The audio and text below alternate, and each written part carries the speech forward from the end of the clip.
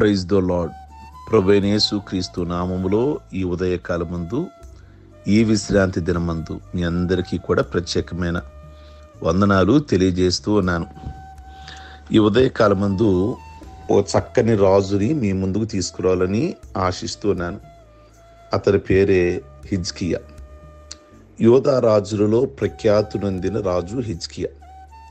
హిజ్కియా అంటే అర్థము యెహోవా నా బలము అని అర్థం. ఈ రాజుకు ఒక ప్రత్యేకత ఉంది. అదేమంటే ఈయన ప్రార్థించి ప్రతిఫలం పొందాడు. 1-2 సంవత్సరాలు కాదు, 15 సంవత్సరాలు ఆయుష్ను పొందిన రాజు.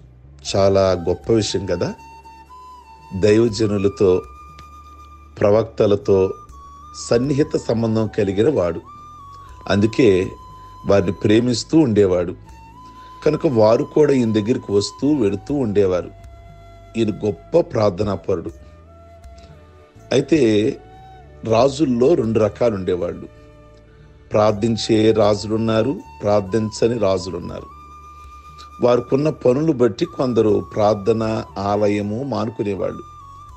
ఎన్ని పనులున్నా ప్రార్థించి దేవుని ప్రాంగణంలో కనిపించేవారు మరికొంతమంది ఉన్నారు. వారిలో హిజ్కియా ఒకడు. ప్రియ దేవుని బిడలారా, ఈయన చేసిన ప్రార్థన మనకు ఎంతైనా ఆదర్శం. యెషయా, హోషియా, మీకా అనేవారు ఈయన సమకాలికులు. హిజ్కియా 4 విధాలైన ప్రార్థనలు చేశాడు. ఇదంతా యెషయా గ్రంథం 38వ అధ్యాయంలో మనకు కనబడుతుంది. ఆ ప్రార్థనలు ఏమిటి అనేది రేపటి భాగంలో మనము ధ్యానం చేద్దాము. అందరూ దయచేసి తలలు వంచినట్లయితే ప్రార్థించుకుందాం. సర్వశక్తి కలిగిన తండ్రి, ఈ ఉదయకాలమందు హిజ్కియా రాజును బట్టి మీకు స్తోత్రం.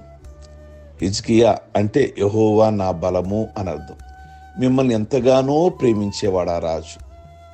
ఎక్కువగా దైవ సేవకులకు దగ్గరగా జీవిస్తూ ఉండేవాడు. నిజంగా అతని ప్రార్థన వల్ల తన ఆయుష్ 15 సంవత్సరాలు మీరు పొడిగించారు.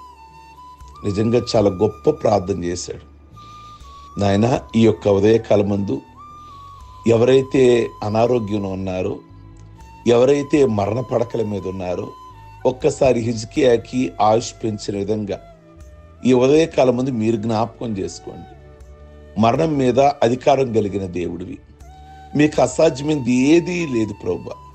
వారి ఆయుష్ను పొడిగించి హిజ్కియా రాజు మీకు ఉపయోగపడిన విధంగా వారు కూడా మీకు ఉపయోగపడేవారుగా ఉంచమని ప్రార్థిస్తున్నాను తండ్రి. ప్రతి విషయంలో హిజ్కియా మిమ్మల్ని స్తుతించి మొదట మిమ్మల్ని పెట్టి వెనక నడిచేవాడు. కనుక మేము కూడా అన్ని విషయాల్లో కూడా మిమ్మల్ని ఎదరపెట్టి మీ అడుగు జాడలలో నడిచేవారుగా ఉంచమని ప్రార్థిస్తున్నాం. అలాగే ఈరోజు భూలోకంలో జరుగుతున్న సకల పరిశుద్ధుల ఆరాధనలన్నీ మీ చేతులకు అప్పగిస్తున్నాం. సేవకులు మంచి వర్తమానం ఇవ్వడానికి, అలాగే సంఘానికి వచ్చే ప్రతి ఒక్కరు కూడా దీవించబడి ఆస్వాదించబడేలాగున కృప దయచేయండి. ఈరోజు ఎవరు ఏ విధమైన అవసరతతో అన్నా వారి ప్రతి అవసరతను కూడా మీ నామంలో తీర్చి, పెళ్లి రోజులు, పుట్టినరోజులు, రక్షణ పొందిన రోజులు చేసుకుంటున్న బిడ్డలందరినీ కూడా దీర్ఘాయుష్వంతులుగా చేసి మీకు ఉపయోగపడే బిడ్డలుగా ఉంచి వారు ఎక్కడున్నా కానీ మీ సాక్షులుగా జీవించడానికి సహాయం చేయమని యేసుక్రీస్తు పరిశుద్ధ నామములో అడిగి వేడుకొంచున్నాం తండ్రి. ఆమేన్. God bless you. మీ అందరికీ కూడా ప్రత్యేకమైన వందనాలు.